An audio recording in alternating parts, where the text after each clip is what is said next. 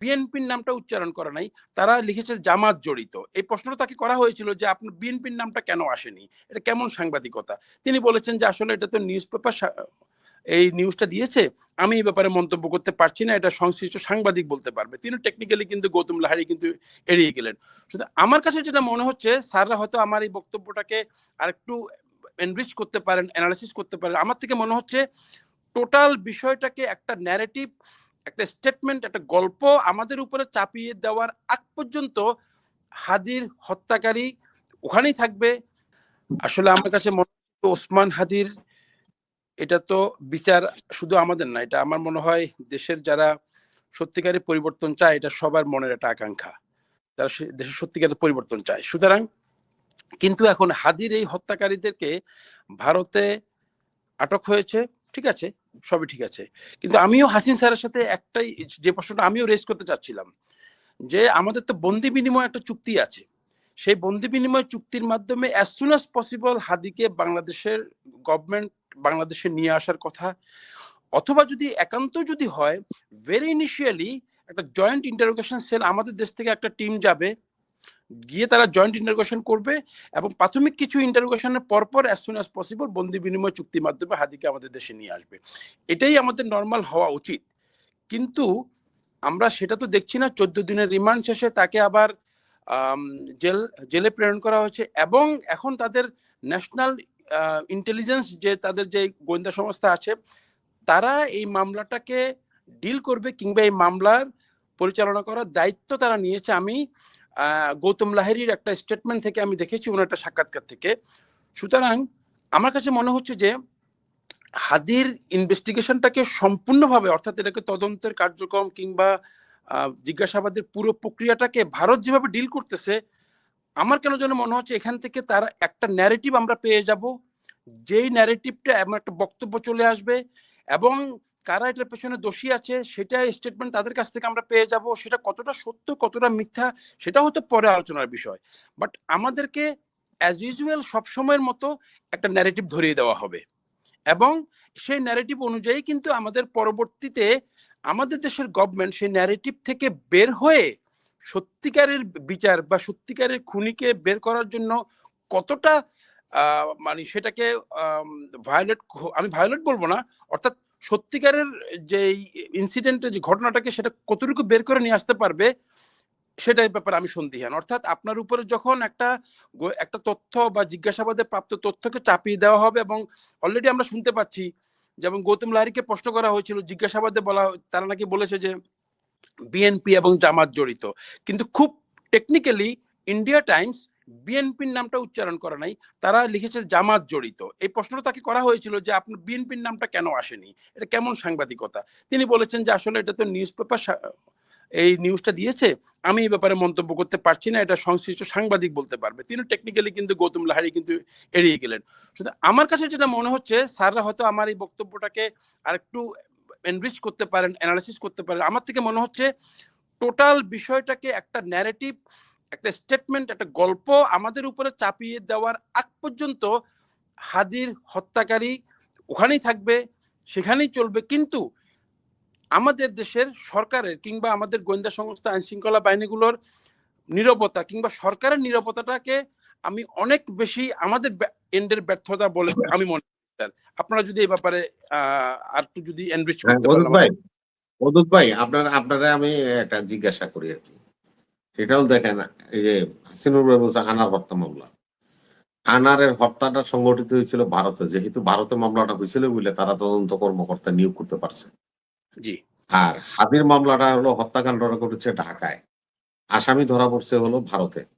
তারা কিন্তু আপনার আয়ু না, মামলার আয়ু না এবং মামলার ঘটনাস্থলেরও মালিক না, সবকিছু বাংলাদেশের। অতএব তারা কোনো নেগেটিভ সৃষ্টি করার সুযোগ নাই। এই জন্যই, কারণ তারা কোনো তদন্ত কর্মকর্তা নয় যে হাজির আসামিদেরকে ধরে তাকে জিজ্ঞাসাবাদ করবে, 164 করবে বা কোনো কিছু করার ক্ষমতা ওই পক্ষের নাই। যেহেতু ঘটনাস্থল ঢাকায়, আসামিরা গ্রেপ্তার হয়েছে আপনার ভারতে।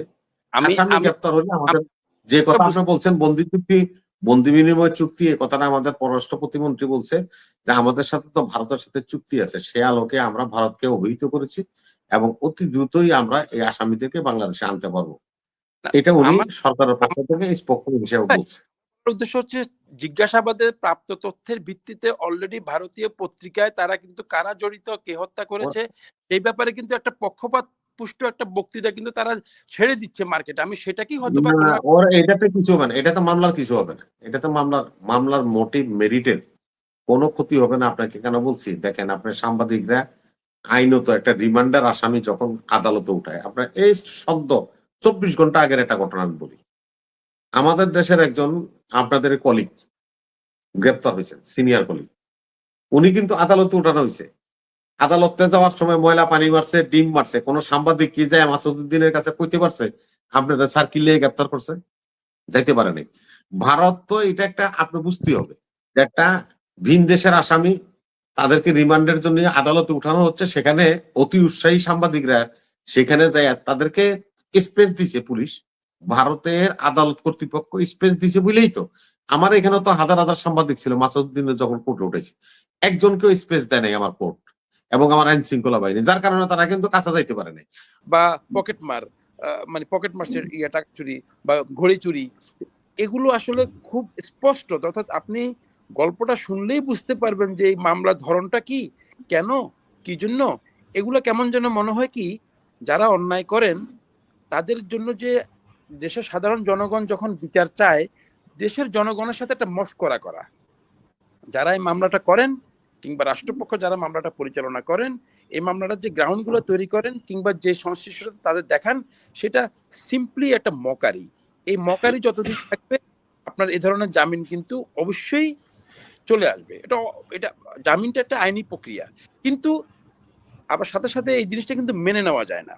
অর্থাৎ আমরা যে জিনিসগুলো দেখি, এই যে ব্যক্তিগুলো এদের সংশ্লিষ্টতা কিংবা এদের চারিত্রিক বৈশিষ্ট্য কিংবা দেশের রাজনীতির যে কালচার সেটাকে নষ্ট করার পেছনে এদের যে অবদানটা, এবং দেশের যে সমস্ত অপকর্মগুলো গত 17 বছর যে খুন গুম বিভিন্নভাবে তাদের সংশ্লিষ্টতা আছে।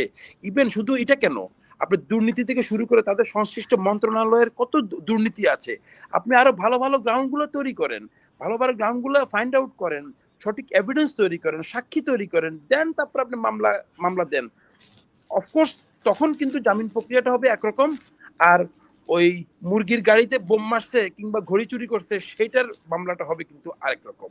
সুতরাং এই মামলার গ্রাউন্ড এবং মামলার সাথে সংশ্লিষ্টতা দুটোর উপরে ডিপেন্ড করবে আসলে সেখানে কি জামিনটা কতটুকু।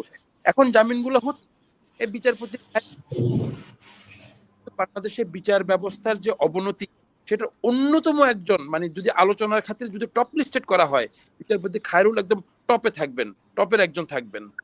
বিচারপতি মানিক, উনি ওনার যে বক্তব্য, ওনার যে অ্যাটিটিউড, ওনার যে মানে কথা বলার ধরন, এবং বিএনপির এদের স্যার বললেন সবচেয়ে বেশি ক্ষতিগ্রস্ত হয়েছে বিএনপি, ডেফিনেটলি আমি একটু আগে শুনছিলাম, জাস্ট এমনি ওভার দ্য আমি স্ক্রল করতে গিয়ে পাচ্ছিলাম যে উনি জিয়াউর রহমান সম্পর্কে কি নোংরা এবং কি অশ্লীল ভাবে তিনি মন্তব্য করতেছিলেন, পাকিস্তান তর থেকে শুরু করে সবকিছু। ওই এখন আমরা যদি ভুলে যাই, জামিনটাকে শুধু আমার দেখতে হচ্ছে জামিন, কিন্তু ভাই আসলে এটাকে নীতিগতভাবে মেনে নিতে পারছি না, চোখের সামনে দিয়ে হচ্ছে জামিন কিন্তু মেনে নিতে পারতেছি না, ব্যাপারটা হচ্ছে তাই। সুতরাং এই জিনিসগুলোতে অবশ্যই আমরা এখন পর্যন্ত আস্থা রাখতে চাই দেশের আইনের প্রতি, দেশের বিচার ব্যবস্থার প্রতি, এবং যারা বিচার এবং যারা সরকার আছেন তাদের প্রতি আস্থা রাখতে চাই যে সঠিকভাবে সঠিক বিভিন্ন ধরনের অপরাধমূলক কর্মকাণ্ডগুলো ফাইন্ড আউট করে এবং তাদের এভিডেন্সগুলো বের করে এনে এই লোকগুলোকে তারা তাদের যোগ্য শাস্তি যাতে পান কিংবা বিচারের সম্মুখীন যাতে হন, এই প্রক্রিয়াটা অন্তত চালু থাকবে এবং তাদের আমরা এটা দেখতে পারবো, এই লোকগুলোর একটা সঠিক বিচার এবং রাজনীতি কালচারের ভিতরে একটা পরিবর্তন দেখতে পারবো, এই জিনিসটা চাই।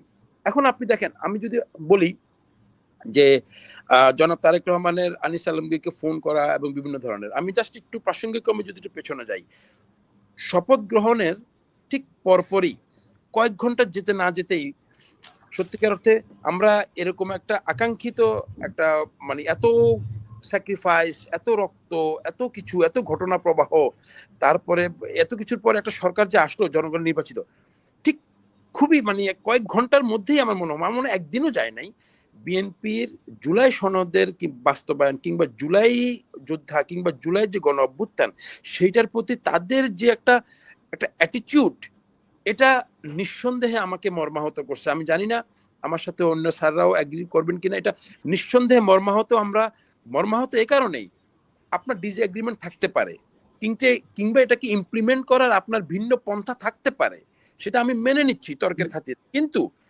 আপনি একজন দায়িত্ববান, আপনি এখন শপথ নিয়েছেন, সুতরাং আপনি প্রধানমন্ত্রী, আপনি মন্ত্রী, কিংবা আপনি সংশ্লিষ্ট কেউ, আপনার অ্যাটিটিউডটা হবে এমন যেটা স্ট্রেটওয়ে জুলাইকে আপনি অবজ্ঞার দৃষ্টিতে যাতে না ফেলা হয়, কিংবা জুলাই সনদ আপনি বাস্তবায়ন করবেন না, কিংবা আপনি জুলাই সনদ বাস্তবায়নের ক্ষেত্রে আপনার অনীহা আছে, এরকম একটা বক্তব্য দেশের জনগণের কাছে পৌঁছে যাবে, এরকম অ্যাটিটিউডটা হওয়া উচিত না। সুতরাং আমরা কিন্তু যাদেরকে আমরা মাইক্রোফোনের সামনে কাঁদতে দেখেছি, যাদেরকে আমরা দেখেছি যে জুলাই না হলে আমরা আসতে পারতাম না, যাদেরকে আমরা দেখেছি জুলাই না হলে আজকে আমরা জেলে থাকতাম, অমুকে থাকতাম, বিদেশে থাকতাম, তারাই এখন যদি বলেন যে জুলাই কিসের, জুলাই বলে তো কোনো কিছু নাই, এটা বাস্তব, জুলাই এগুলো অবৈধ, গণভোট অবৈধ। আরে ভাই, গণভোট যদি অবৈধই হয় তাহলে তো আপনাদের প্রস্তাবনাই তো ছিল যে নির্বাচনের দিন গণভোট নেন, জনগণের রায় নেন, জনগণ যদি রায় দেয় তাহলে সেটা বাস্তবায়ন হবে। ফাইন। তাদের ওভারঅল অ্যাটিটিউডটা বা এত সুইফট তারা টার্ন ব্যাক করেছে যে এটা খুবই আই ক্যাচিং ছিল।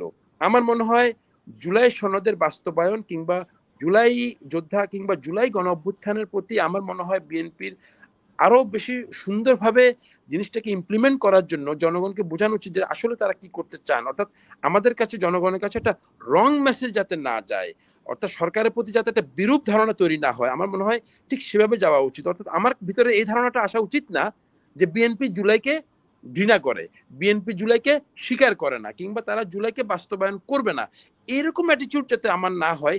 আমি এই অ্যাটিটিউডটাকেই থেকে বেরিয়ে এসে, অর্থাৎ আপনাকে টেকনিক্যালি আপনি এই জিনিসটাকে সুন্দর করে আমাদেরকে বুঝান যে আসলে আপনি কি চাচ্ছেন, কিভাবে ইমপ্লিমেন্ট করতে চাচ্ছেন, আপনি আমাকে সেটা বুঝায় বলেন। আপনি এটা কখনোই বলা উচিত হবে না যে এটা অবৈধ, এটা অবৈধ। সুতরাং এখন তারেক রহমানের ফোন বা বিভিন্ন ধরনের, হ্যাঁ, উনি উনি দীর্ঘ সময় পশ্চিমা দেশে বড় হয়েছেন, পশ্চিমা কালচার কিংবা পলিটিক্স উনি দেখেছেন, হয়তোবা তার ভিতরে কিছু গুণগত পরিবর্তন এসছে। আমরা ছোট ছোট ছোট ছোট বিভিন্ন ঘটনা প্রবাহকে যদি আমি লিঙ্ক আপ করি তাহলে দেখি যে হ্যাঁ, তিনি হয়তোবা কিছু চর্চা, রাজনৈতিক চর্চা, যেগুলো আমরা নর্মালি আমাদের দেশের রাজনীতিতে আমরা মানে গতানুগতিক ভাবে দেখি না, সেগুলো উনি চর্চা করছেন। এখন মজার ব্যাপার হচ্ছে যেই ব্যক্তিগুলোর ব্যাপারে যে ব্যক্তিগুলো বিএনপির বিরুদ্ধে কিংবা বেগম খালেদা জিয়ার বিরুদ্ধে খুবই নোংরা ভাবে এবং খুব ওপেনলি ক্রিটিসাইজ করেছিলেন কিংবা বক্তব্য দিয়েছিলেন, অবস্থান নিয়েছিলেন, কিংবা তার বিরুদ্ধে যে, যেমন ধরেন এতিমের টাকা মেরে খাওয়া, এটা কি কখনো একটা বিশ্বাসযোগ্য কথা যে বেগম খালেদা জিয়ার মতো, যিনি 3 বারের প্রধানমন্ত্রী, সাবেক সেনাপ্রধানের স্ত্রী, সাবেক রাষ্ট্রপতির স্ত্রী, তিনি 2 কোটি টাকার এতিমের টাকা মেরে খাবেন? সুতরাং এটাও কিন্তু সেরকমই একটা মামলার ব্যাপার। কিন্তু তখন কিন্তু আনিস আলমগীররা কিন্তু বেগম খালেদা জিয়ার কিন্তু জামিনের ব্যাপারে কিন্তু কথা বলেন নাই, কিন্তু এখন কিন্তু আনিস আলমগীরের মামলার ব্যাপারে কিন্তু, তার জামিনের ব্যাপারে কিন্তু এখন কিন্তু সবাই কিন্তু খুব বেশি মানবাধিকার, আইনের আইনের ব্যত্যয় হবে না, জামিন আইনি প্রক্রিয়া আমরা আলোচনা করছি। কিন্তু তখন কিন্তু এই বিএনপি, এই আনিস আলমগীররাও কিন্তু বেগম খালেদা জিয়া জামিনের ব্যাপারে কিন্তু কথা বলেন নাই, যদিও এতিমের টাকা মেরে খাওয়ার এই মামলাটা আসলে যেটা রাজনৈতিক একটা ভুয়া মামলা ছিল, এটা খুবই স্পষ্ট ছিল, সবাই জানে, হাস্যকর। আমারও পরিচিত অনেক আওয়ামী লীগের সমর্থকরা আছেন, তারাও বলতো যে বিএনপির সাইজ করার জন্য এরকমই করতে হবে, এগুলোর বাইরে আসলে যাওয়ার কোনো উপায় নাই। সো তারাও জানে যে এগুলো আসলে সাইজ করার জন্য কিংবা কাউকে অপদস্থ করার জন্য, অপমান করার জন্য। সুতরাং আমি মনে করি এই ফোন কেন করেছেন বা কি জন্য ফোন করেছেন, যাদেরকে উনি ফোন করছেন তারাই কিন্তু বিতর্কিত ব্যক্তি, ঠিক সবার কাছে সেভাবে সমাদৃত না কিংবা নিউট্রাল না। তো এই বক্তব্যগুলো বা এই ফোন করা কিংবা তাদের যোগাযোগ করা কিংবা তাদের সাথে যাওয়া, কোলাকুলি করা বা বিভিন্ন ধরনের, এগুলো simply to me is a very mysterious. আমি এইগুলার সত্যিকারের ভেতরের কি ফ্যাক্ট, কি কাজ করতেছে আমি ঠিক জানি না। যে একটা ডায়লগ এখন চলতেছে যে খেলা যে কোন লেভেলে হচ্ছে, আর এই জিনিসগুলো যে কোন লেভেলে হচ্ছে এটা আমি, আমার পক্ষে বোঝা খুবই অসম্ভব। আমি জানি না স্যাররা বুঝবেন কিনা, কেন কি জন্য আমি এতটুকু বিশ্বাস করি যে মাননীয় প্রধানমন্ত্রী জনাব তারেক রহমান তিনি এতটা নির্বোধ কিংবা এতটা অবুঝ না কিংবা কিংবা এতটাই অজ্ঞ না, এমন না যে তিনি 17 বছর এমন জায়গায় ছিলেন সেখানে কোনো কিছু উনি শুনেন নাই, এক মাসে উনি এত কিছু শুনে শেষ করতে পারেন নাই। আনিস আলমগীরের ভূমিকা সম্পর্কে উনি জানেন না, আনিস আলমগীরের বক্তব্য সম্পর্কে উনি জানেন না, বিচারপতি মানিকের বক্তব্য কি ছিল, কি অবস্থান ছিল তিনি জানেন না, বিচারপতি খায়রুলের অবস্থান কি ছিল জানেন না, ইনু, রাশেদ খান মেনন তারা কি করেছিলেন, কি ছিল তাদের এই দেশের রাজনীতি, তাদের ভূমিকা, কি অপরাধে তারা জড়িত ছিল, কিছু জানেন না। তাহলে না হয় মানতে পারতাম, কিন্তু আমি বিশ্বাস রাখতে চাই, আস্থা রাখতে চাই যে কোথাও না কোথাও কোনো না কোনো একটা গেম প্ল্যান হচ্ছে। এবং আমার কেন যেন আমি শেষ পর্যন্ত আস্থা রাখতে চাই, কারণ কোথায় আস্থা রাখতে চাই যে জনাব তারেক রহমান হয়তো বা এতটুকু মানে কি বলবো আর কি, ভুল আমি বলবো না, রাজনৈতিকভাবে এতটা বড় ভুল করবেন না যে ভুলটা জন্য ওনাকেও কিন্তু অনেক খারাপ হতো একটা পরিণতি ভোগ করতে হতে পারে। আমি এই আস্থাটা রাখতে চাই এবং বিশ্বাস রাখতে চাই যে আমার মনে হয় সামহায়ার সামথিং ইজ প্ল্যানিং, কোথাও একটা মানে প্ল্যান হচ্ছে, অর্থাৎ জিনিসটাকে খুব সুন্দরভাবে হয়তো বা একটা মানে সবকিছুকে একটা নিয়মের ভিতরে থেকে সঠিক প্রয়োগ করে এবং সঠিক বিচারের ব্যবস্থার মাধ্যমে হয়তো বা উনি শাস্তি এনশিওর করবেন যার যেটা প্রাপ্য, এরকম হয়তো একটা পরিকল্পনা আছেন, এমনটা আমি বিশ্বাস রাখতে চাই। এবং সাথে সাথে আমি আমার লাস্ট যে বক্তব্যটা ভাই একটু বলে শেষ করব, সেটা হচ্ছে কোনো সন্দেহ নাই বাংলাদেশে 2024 সালের জুলাই আগস্ট এটা আমাদের অনেক ত্যাগ তিতিক্ষা এবং এটা অনেক কষ্টের ফসল। এইটাকে কোনোভাবেই অস্বীকার করা কিংবা এইটাকে বাস্তবায়ন না হওয়ার জন্য যত রকমের বক্তব্য কিংবা ছল চাতুরি যদি কেউ দিয়ে থাকে, আমার মনে হয় এটা তাদের রাজনৈতিক ক্যারিয়ারের জন্য অনেক বড় ভুল হবে। কারণ বাংলাদেশের একটা বড় একটা অংশ, বড় একটা জনগণ এই জুলাইয়ের চেতনাকে ধারণ করে। রাজনৈতিক স্বার্থে কিংবা আজকে ক্ষমতার স্বার্থে যদি কেউ যদি সাময়িকভাবে যদি কোনো প্রলোভনে যদি পড়ে যদি জুলাইকে যদি বাইপাস করে যদি আপনি যদি কোনো কিছু অর্জন করতে চান, আমার মনে হয় সেটা আখেরে তাদের জন্য কিংবা এটা ব্যক্তি হোক, রাজনৈতিক দল হোক বা কোনো সংগঠন হোক, আমি মনে করি তাদের জন্য এটা অনেক বেশি সুখকর হবে না। এবং জনাব তারেক রহমানকে আমি ধন্যবাদ দেবো আবার কয়েকটা কারণের জন্য, যে উনি কিছু কিছু সুন্দর কিছু রাজনৈতিক কালচার কিংবা প্র্যাকটিস উনি চালু করার চেষ্টা করছেন, অবশ্যই সাধুবাদ দেওয়ার। কিন্তু আমাদের যে আরো যে বড় বড় যে জায়গাগুলো আছে সেগুলোতে আমার মনে হয় একটু আশু দৃষ্টি দেওয়া উচিত এবং সেগুলোতেই আমার মনে হয় যদি কোনো প্রকারের গুণগত পরিবর্তন কিংবা চর্চার পরিবর্তন যদি আসে, তাহলে আমার মনে হয় হয়তো আমাদের রাজনীতির বলয়টা আর একটু ক্লিয়ার হবে এবং আমরা এখনো কেমন যেন একটা রাজনৈতিক একটা একটা প্রভাব বিস্তারের বলয়ের মধ্যে ঘুরপাক খাচ্ছি। এখনো কিন্তু নিজেদেরকে কিন্তু সেফ মনে করছি না, এখনো কিন্তু নিজেদেরকে কিন্তু একটা বলয়ের বাইরে কিন্তু ভাবার কোনো কেন যেন আমরা এখনো কারো দ্বারা প্রভাবিত, কেউ আমাদেরকে প্রভাবিত করছে, আমাদের আদেশগুলো মাধ্যমে বুঝতে পারতেছি। সুতরাং এই বলয় থেকে যদি আমরা বেরোতে না পারি, নিজেদেরকে যদি মুক্ত না ভাবতে পারি, আমার মনে হয় ওই না ভাবাটা পর্যন্ত আমার মনে হয় আমরা আমাদের যে যে রাজনীতি আমরা চাই, যে দেশ আমরা চাই, আমার মনে হয় সেটা হয়তো বা আমরা মানে দেখতে পারবো না কিংবা অনুভব করতে পারবো না। বাট